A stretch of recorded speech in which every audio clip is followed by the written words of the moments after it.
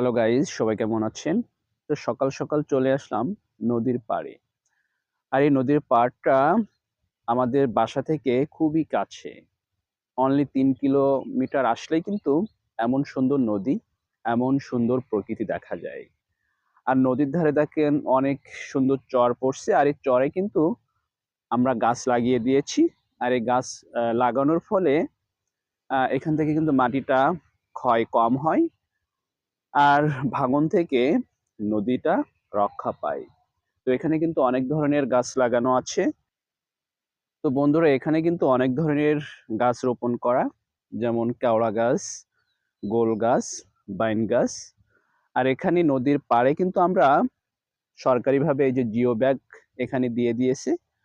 আর এই geo bag দেওয়ার কারণে কিন্তু পানির আছরটা এর উপরেই পড়ে।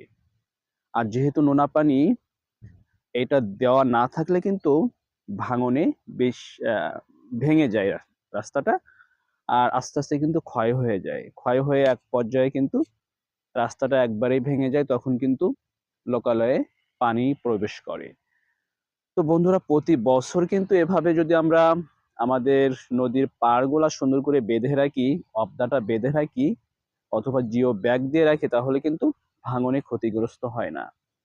তো সরকারকে এদিকে খেয়াল রাখতে হবে যে প্রতি বছর যেন আমরা আমাদের এই নদীর ধারে কাজ করি, বা কাজ ঠিকঠাক হচ্ছে কিনা এগুলো দেখা দরকার। তো বন্ধুরা, আমি কিন্তু এখন একবারে এই গাছের ভিতরে যাব। আর এই গাছের ভিতরের পরিবেশটা কিন্তু আরো অনেক সুন্দর। তো বন্ধুরা, সাথে থাকতে হবে কিন্তু দেখার জন্য।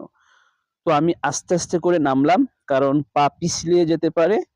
কারণ এখন অনেক সকাল, আর এই সকালে ভোরে অনেক কুয়াশা থাকে।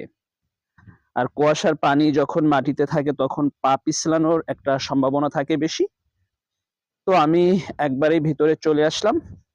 আমি আরো ভিতরে যাব এখন। এখানে হালকা হালকা কাদা আছে, তারপরেও যাওয়ার চেষ্টা করব।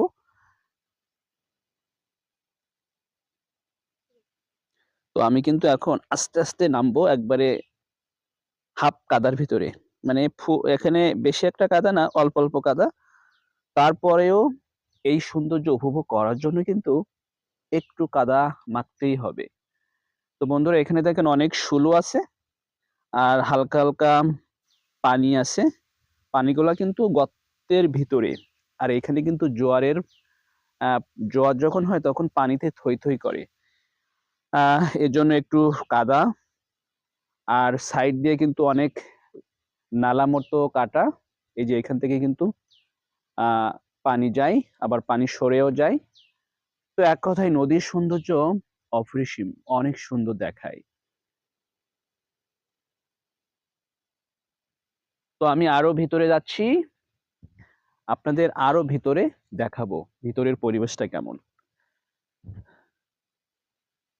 তো বন্ধুরা, অনেক আনন্দ লাগতেছে কিন্তু।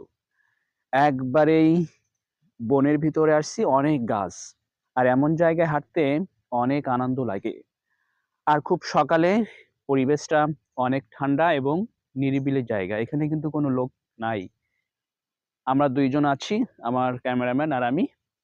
তো আসলে পরিবেশটা অনেক সুন্দর দেখায়। আর এমন জায়গায় ঘুরতে সত্যিই ভালো লাগে। তবে একটু সাবধানে হাঁটতে হবে। এখানে কিন্তু অনেক শুলু থাকে। তো যেহেতু আমার জুতা পায়ে আছে, এজন্য কিন্তু আমার সমস্যা হচ্ছে না।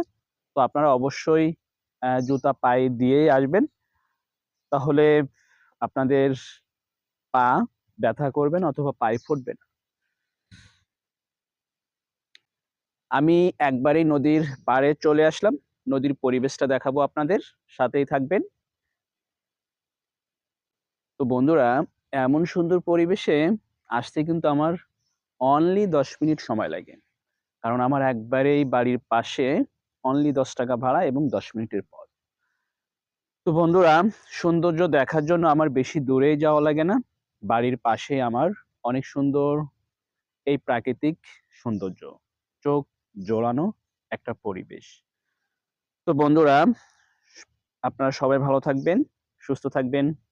আর এই সুন্দর সুন্দর ভিডিও, সুন্দর সুন্দর পরিবেশ দেখার জন্য আমার এই পেজটি আপনারা ফলো দিবেন, কমেন্ট করবেন এবং লাইক করে পাশে থাকবেন। আল্লাহ হাফেজ সবাইকে।